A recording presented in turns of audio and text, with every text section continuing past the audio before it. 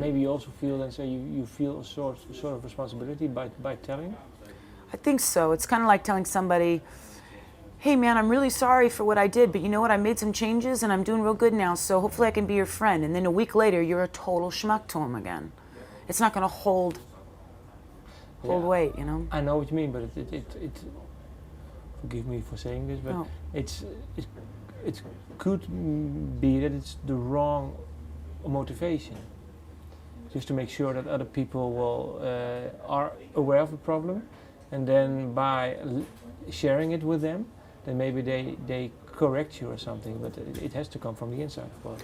Yeah, I don't think it comes from so much of people correcting me. I think it's more of, I really feel like I get a great opportunity when I get to do work with a journalist, or I get to do something like this. And I think it's a great opportunity because the style of writing that I do is personal about everything.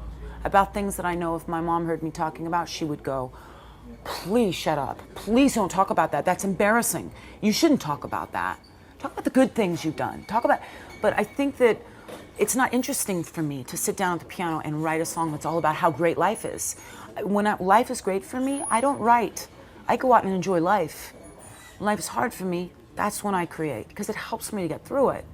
So if I get an opportunity like I have to be able to get a deal and get to go on the road and come here, then I think it would be sad for me to just not discuss anything that I've been through difficult, because I'm still alive and I'm living, I'm 10 years married, I'm out here, I'm doing things.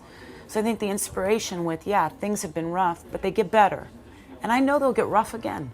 I don't have any expectation of the future of me being sober forever or of me not going back in the hospital. I know those things are a very high possibility, but I also know there will be great times and happiness. But it's for you, if you drink now one drink, is it for you then you totally slip back, or can you enjoy one or two drinks? I can't. I tried. Okay. I can't do it. No. Not even with the knowledge that you have now of your disorder and of by taking your medication. Yeah, I thought so too. When I was taking my medication, I was saying to my doctor, I'm like, so I can maybe have a drink now and then. He said, no, it'll make your medication not work. So if you drink, your meds won't work. He said, even if I have a glass or two of wine, he said, no, it blocks it from working in your brain because your medication is affecting your brain. Alcohol and drugs affects your brain. So if your brain's already a little shifty, you putting something on it that's not helping balance it makes it worse. But I can imagine just maybe trying to understand what you've been going through. If you when you used to drink earlier on, let's say before you knew what sort of disease you have, were you drinking because of your mood swings? And maybe now you can enjoy because now you don't have mood swings anymore? You know, I love those questions, but I honestly don't know. All I know is when I was feeling good, I could work and do my music, which I wanted to do.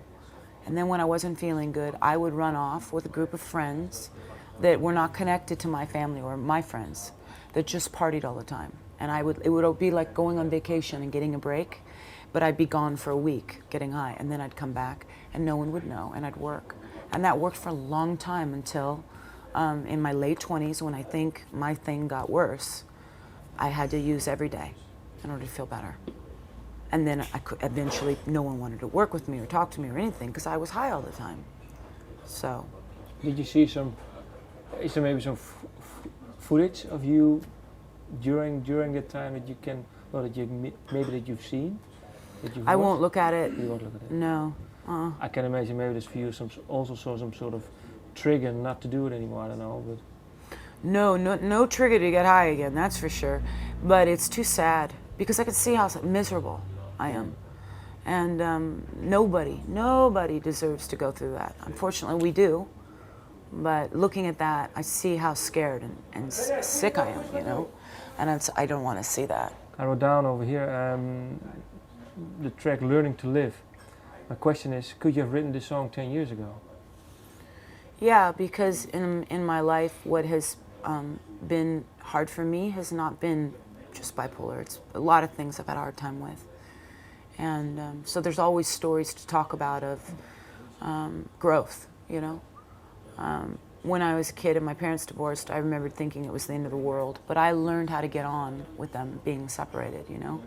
And drugs, I've learned how to get on without of it. And bipolar, I've learned how to get on with taking my medicine and not feeling ashamed anymore. I had so much shame and guilt, like I was a bad person. And I realized that you would never tell someone with cancer that they're a bad person and that's why they have cancer. Or someone with diabetes, they're selfish and self-centered, and how come you have diabetes? You need to be, work at yourself. No, it's something you have, and I think it's the same thing with mental illness and with addiction. I don't think it's a character debate. I think it's just an illness that with help you can absolutely have a whole life, a good life.